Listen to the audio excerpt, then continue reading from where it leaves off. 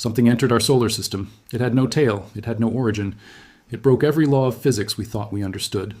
Scientists scrambled. Governments went quiet. And then it left. Just like that. Gone. Into the darkness between the stars. We exhaled. We moved on. We told ourselves the mystery was over. But here's what nobody told you. It was never over. Because Oumuamua didn't just leave. It left something behind. A pattern. A signal.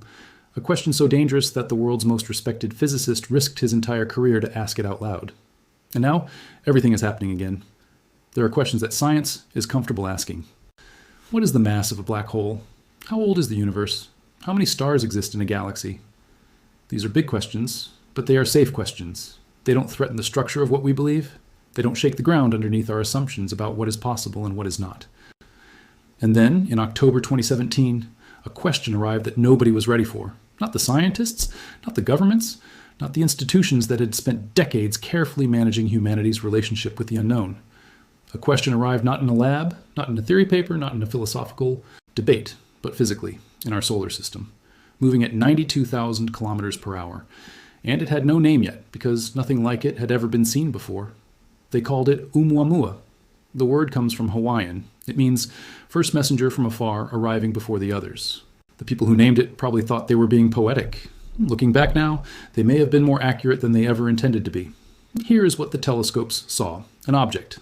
Long, narrow, cigar-shaped, somewhere between 400 and 800 meters in length, red in color, which suggested it had been exposed to cosmic radiation for an extraordinarily long time, moving fast, faster than any comet or asteroid that had ever been tracked in our solar system. But here is where it gets strange. When astronomers plotted its trajectory, they realized immediately that this object had not come from anywhere inside our solar system. It came from outside, from between the stars. It was the first interstellar object ever detected passing through our cosmic neighborhood. And that alone would have been enough to make it historic.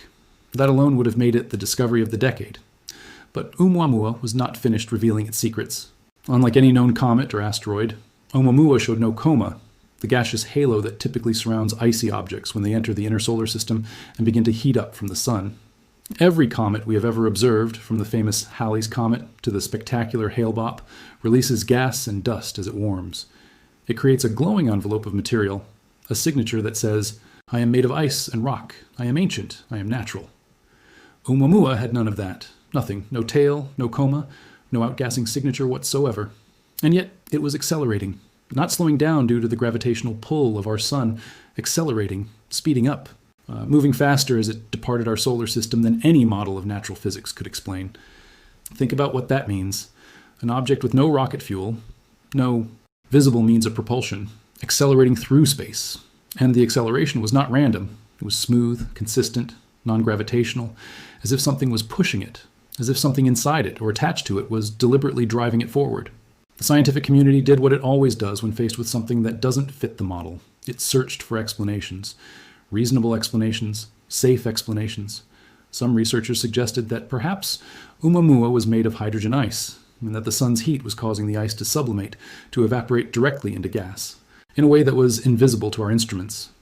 In March 2021, astronomers Alan Jackson and Stephen Desch of Arizona State University presented a study proposing that Oumuamua could be a fragment of nitrogen ice released from a Pluto-like planet outside the solar system, and that the evaporation of this ice would have generated the object's unusual acceleration. It was a clever theory. It was a tidy theory. And for a moment, it seemed like it might put the whole question to rest. But it didn't survive scrutiny. And here is where one voice rose above the noise.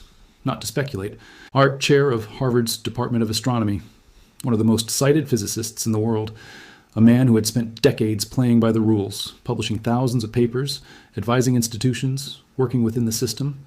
And in 2021, that man looked at all the data, looked at all the proposed natural explanations, looked at the mathematics of what Oumuamua had done, and said what no one else in mainstream science was willing to say out loud. In 2022, Loeb theorized that the mysterious cosmic object known as Oumuamua may be technology from an alien civilization. While emphasizing that this remains a hypothesis, Loeb argued the possibility deserves serious scientific attention. The consequences? Not a science fiction writer, the chair of Harvard's Department of Astronomy, saying publicly, on the record, in peer-reviewed papers and in a published book, that the first interstellar object ever observed in our solar system may have been an artificially constructed object. The scientific establishment was not pleased. Colleagues pushed back. Critics said Loeb was chasing headlines. They said the alien hypothesis was the last resort of someone who couldn't find a better answer.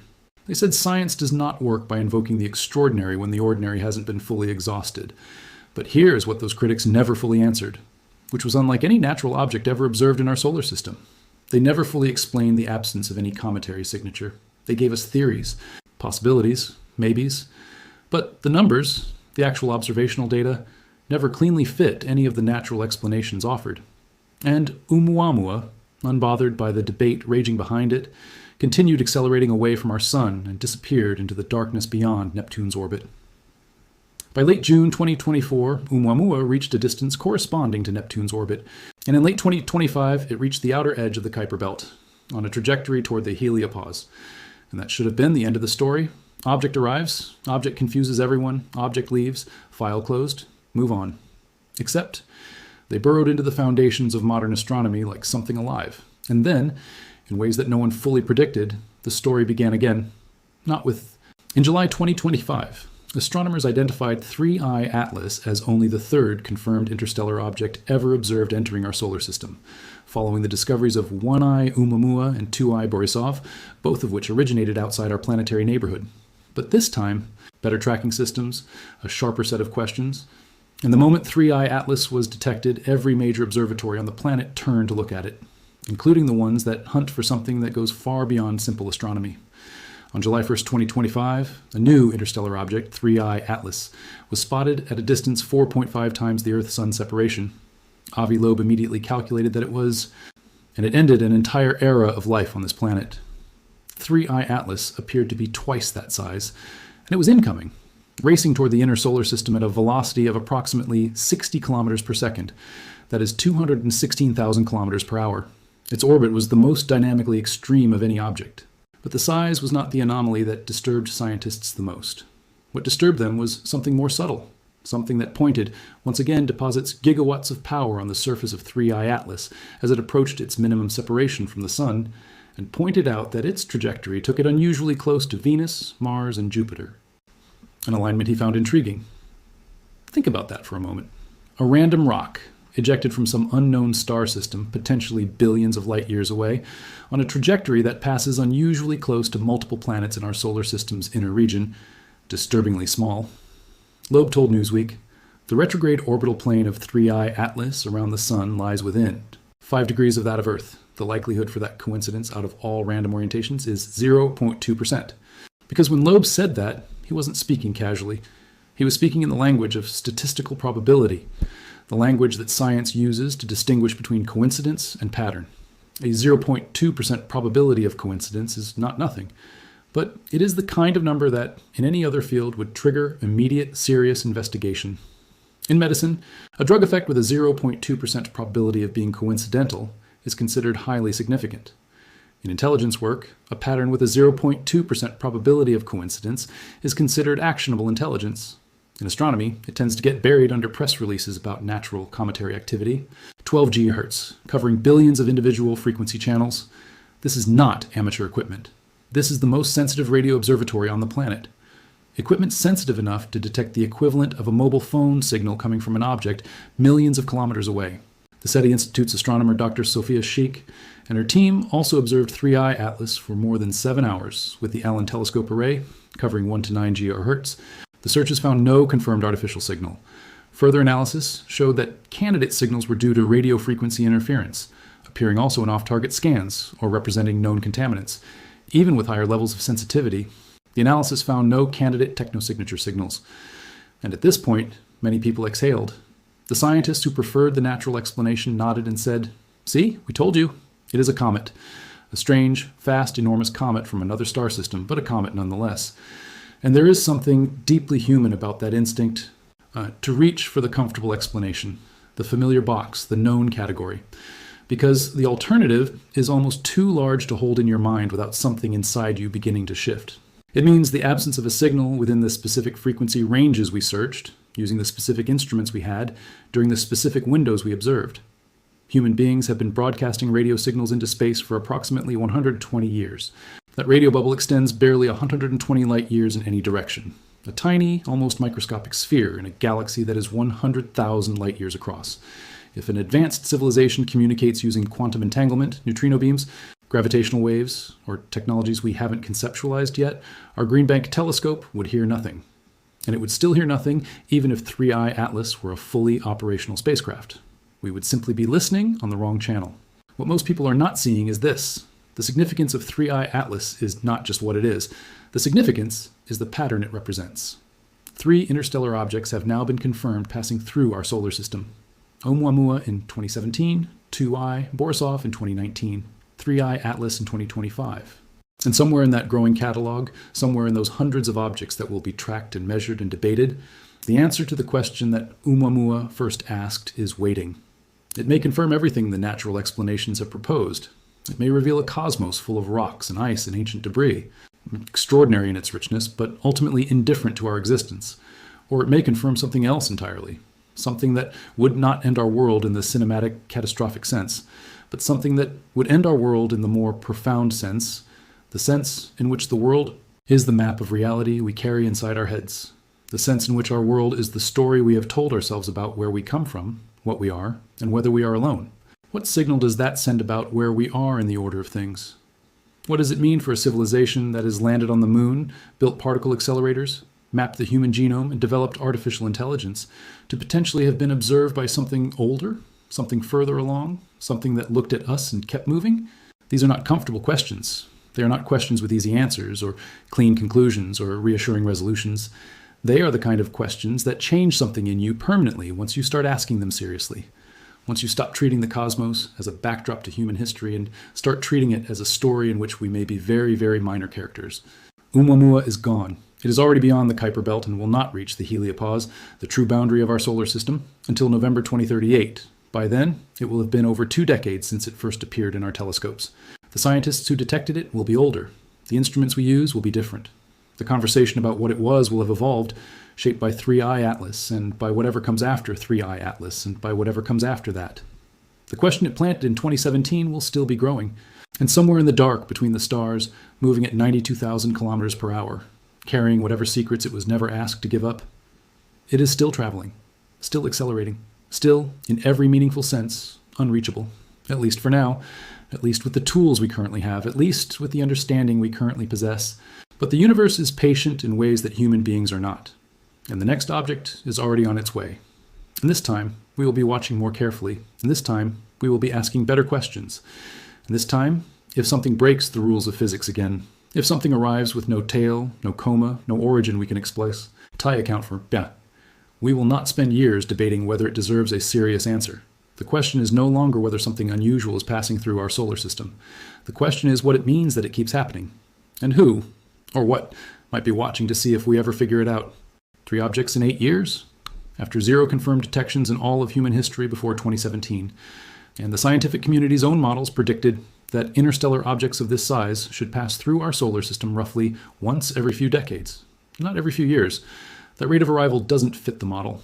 And when reality doesn't fit the model, one of 2 things has happened. Either the model is wrong, or something in reality has changed. Research has suggested that about 7 interstellar objects pass through our solar system every year, and that some are periodically captured and are still present within our system. With next-generation instruments becoming operational, scientists anticipate a significant increase in the rate of ISO discoveries in the late 2020s and 2030s, including from the Vera C. Rubin Observatory, which is expected to detect about 15 interstellar objects in its first 10-year operational period, though other estimates suggest up to 70 per year. Read that number carefully. 70 interstellar objects per year, moving through our solar system right now that we simply cannot see yet because our telescopes aren't good enough, arriving from every direction, from every distant star system in the galaxy. And according to the models, some of them have been captured by our sun's gravity and are still here, orbiting somewhere beyond Neptune, invisible to us, waiting to be discovered. The universe, it turns out, is far more trafficked than we thought. And Oumuamua was not an anomaly. It was simply the first one we happened to notice. But here is the layer underneath that layer. Here is the information that the institutional scientific community has not yet fully confronted in public. When Avi Loeb looks at Oumuamua, he does not see a freak event. He sees a data point and a pattern. When he looks at 3I Atlas's trajectory, its improbable alignment with Earth's orbital plane, its enormous size, its behavior during perihelion, he does not see coincidence. He sees a second data point in that same pattern. He has publicly invoked the story of the Trojan horse, where an innocent-looking visit delivered an existential threat, and argued that encountering an interstellar artifact might constitute a black swan event, with a low probability but major implications for humanity. And he has proposed that an international organization must be established to monitor this possibility, a recommendation he has delivered not just to the scientific community, but to the United Nations itself. Let that sink in. A Harvard physicist, one of the most published scientists in the world, going to the United Nations, arguing that interstellar objects passing through our solar system require international coordination, not because he is certain they are artificial, but because the stakes, if even a small probability of that being true exists, are too significant to ignore. This is not the behavior of someone chasing headlines. This is the behavior of someone who has looked at the data and arrived at a conclusion that frightens him, and who believes the world needs to be ready. And Oumuamua remains at the center of it all, not because it has returned, but because it started the question. It was the original disruption, the object that arrived before we had the framework to understand what it might be. The Institute for Interstellar Studies has proposed the LYRA project, which plans to launch a spacecraft in 2028 to reach Oumuamua in approximately 26 years, arriving around 2054, utilizing advanced technologies such as nuclear thermal propulsion, because scientists believe that even at this distance, even with the decades of travel time required, physically intercepting and examining Oumuamua is worth the cost, the time, and the technological investment, because the questions it left behind are worth answering. Loeb has noted that the idea of alien probes wandering the cosmos may sound strange, but humans sent out several ourselves in the 1970s. Voyager 1, Voyager 2, Pioneer 10, and Pioneer 11 have all left or are leaving our solar system. We launched them, we programmed them, we pointed them outward and let them go. And every single one of them will eventually drift into another star system. And if any civilization there has sufficiently advanced detection technology, they will find human-made objects traveling through their cosmic neighborhood. They will observe things moving on non-natural trajectories. They will detect objects that don't fit their models. And they will have the same debate we are having right now. This is not chaos. This is a mirror. Because when you pull back far enough, the cosmic question that Oumuamua forced open is not really whether a specific object is natural or artificial. The real question is this. In a universe that is 13.8 billion years old with hundreds of billions of galaxies, each containing hundreds of billions of stars, many of which host planetary systems, how confident are we that nothing capable of making something has ever made anything? How confident are we that in all of that time, in all of that space, in all of those star systems with planets and moons and liquid water and organic chemistry, that we are the first ones? That Oumuamua just happened to be the first interstellar object we ever detected, and it just happened to break every known rule of natural physics, and that is simply a remarkable coincidence and nothing more? Avi Loeb is not confident of that, and increasingly, quietly, in closed seminars and private conversations, neither are many of his colleagues, even the ones who criticize him publicly. Because the criticism of Loeb is rarely that his mathematics is wrong. The criticism is that he is going somewhere the institution is not yet ready to follow. He is moving faster than the consensus. He is drawing conclusions from data that others are still convincing themselves might have mundane explanations. And in the history of science, that exact tension, the individual against the institution, the data against the dogma, has resolved itself the same way, time after time after time. The institution eventually moves. The individual is eventually vindicated, or the individual is wrong. And we will know which of those futures we are living in when the next object arrives, and it will arrive. Population studies indicate that approximately 7 interstellar objects pass through our solar system every year. The Vera C. Rubin Observatory, now operational in Chile, is expected to transform our ability to detect them.